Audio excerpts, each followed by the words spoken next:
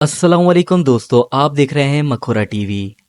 दोस्तों 2007 में जापान में एक औरत रहती थी जिसका नाम राय था। ये औरत जापान के एक शहर नागोया में रहती थी। 25 अगस्त 2007 को इस औरत को कत्ल कर दिया गया था। इस वाक़ये ने जापान को हिला कर रख दिया था। दोस्तों राय की उम्र 31 साल थी। ये एक जगह जॉब करती थी और अपना घर खरीद कर अपनी माँ को तोहफे में देना चाहती थी। राय की शादी भी होने वाली थी। इसके मंगेतर का नाम टाकी था। तो 2007 में ही जापान में एक वेबसाइट सामने आई थी। ये वेबसाइट डार्क वेब पे ऑपरेट होती थी, यानी कि एक अंडरग्राउंड वेबसाइट थी जिस पर हर कोई नहीं जा सकता था। इसका नाम dark web employment security office था। इस वेबसाइट पर सब मुजरिम जमा होते थे और कोई जुर्म करने की प्लानिंग करते थे। डार्क वेब पर यानी सब कुछ होता है। 17 अगस्त 2007 को इस वेबसाइट पर 3 लोग मिले। ये लोग अजनबी थे और एक दूसरे को नहीं जानते थे। इनका नाम खांजी सोकासा योशी था। दोस्तों खांजी 40 साल का था। ये बेरोज़गार था और एक छोटी सी वैन में अपनी ज़िंदगी गुजार रहा था। सुकासा 36 साल का था और ये एक अखबार में क्लर्क की नौकरी करता था।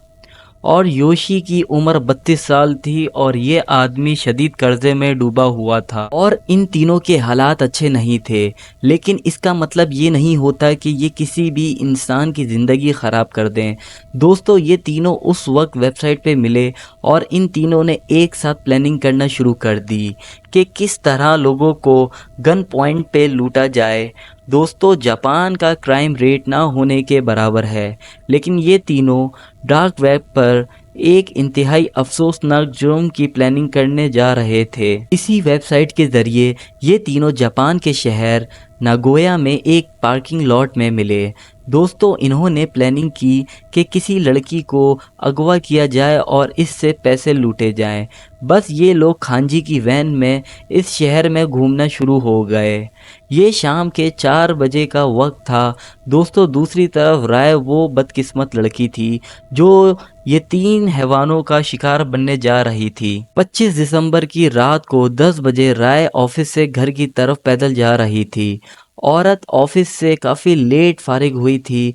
रात का वक्त हो चुका था और हर तरफ शदीद अंधेरा हो चुका था। राय अपने घर से सिर्फ 300 फीट दूर थी। अचानक इसके साथ एक वैन आके रुकी। इस वैन में वही तीनों मौजूद थे और उन्होंने राय पर अटैक कर दिया और इसको वैन में ज़बरदस्ती बिठा दिया। और दोस्तों राय के हाथों में हथकड़ी पहना दी और छुरी से डराना शुरू हो गए। इन्होंने राय से पैसों और एटीएम कार्ड का मुतालबा किया। ये लोग वैन को एक बहुत सुनसान जगह पर ले गए थे। पहले तो राय ने पैसे देने से इनकार कर दिया, लेकिन ये लोग इसको मारना शुरू हो गए और राय को अपना एटीएम कार्ड नंबर बताना पड़ गया। और दोस्तों इस दौरान राय ने यहाँ से भागने की कोशिश की, लेकिन ये नाकाम हो गई। इसने अपने मोबाइल से अपने मंगेतर को भी कॉल की, लेकिन इसके मंगेतर ने कॉल नहीं उठाई। ये इस औरत के बचने का आखिरी चांस था। अचानक योशी ने राय के सर पे एक बैग रख दिया और इसके सर पे मारना शुरू हो गए। दोस्तों इस हैवान ने इसके बाद एक हथौड़ा उठाया और राय के सर पे 40 बार वार किया। ये इतना ब्रूटल कत्ल था, इसको लफ्ज़ों में बयान नहीं किया जा सकता। बाकी दोनों लोग राय को रस्सी से चौक कर रहे थे। राय मर चुकी थी। दोस्तों इन तीनों ने राय की बॉडी को सुबह 4 बजे एक जगह पे फेंक दिया। राय के पर्स में काफ़ी ज़्यादा पैसे मौजूद थे जो इन तीनों ने आपस में बांट लिए। जब इन्होंने राय का एटीएम इस्तेमाल करना चाहा तो ये पिन नंबर गलत था। राय ने जो नंबर इनको दिया था वो 2960 था। जापानीज में इसका मतलब निकोमोवा होता है, यानी आई हेट यू। मरने से पहले भी इस औरत ने इनसे हिम्मत नहीं हारी थी।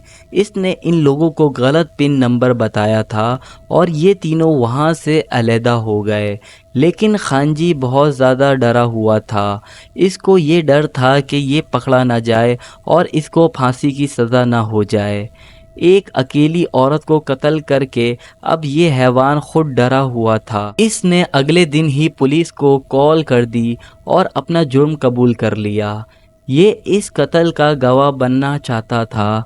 पुलिस ने खानजी की इन्फॉर्मेशन पर बाकी 2 लोगों को भी गिरफ्तार कर लिया था और राय की बॉडी को भी ढूंढ लिया था। दोस्तों, जापान के कानून के मुताबिक एक कत्ल पर अक्सर फांसी की सज़ा नहीं दी जाती, बल्कि ऐसे लोगों को उम्र कैद की सज़ा सुना दी जाती है।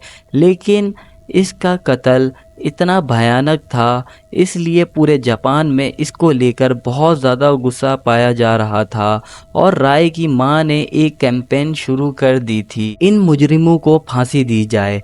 3 लाख लोगों ने पिटीशन पर साइन किए थे। इस काम में 1.5 साल लग गए थे। यहाँ तक कि इन तीनों मुजरिमों के अपने वालिदैन ने भी मुतालबा किया था इनको फांसी दे दी जाए। इस कत्ल के 2 साल बाद 18 मार्च 2009 को सुकासा और योशी दोनों को सज़ाए मौत दे दी गई थी, जबकि खानजी को उम्र कैद की सज़ा सुना दी गई थी। ये केस जापान में डार्क वेब मर्डर के नाम से मशहूर हो गया था। दोस्तों, उम्मीद है कि आपको हमारी ये वीडियो अच्छी लगी होगी और आगे इसी तरह की वीडियो देखने के लिए आप हमारा channel subscribe, like and share कर सकते हैं। आपका बहुत बहुत शुक्रिया।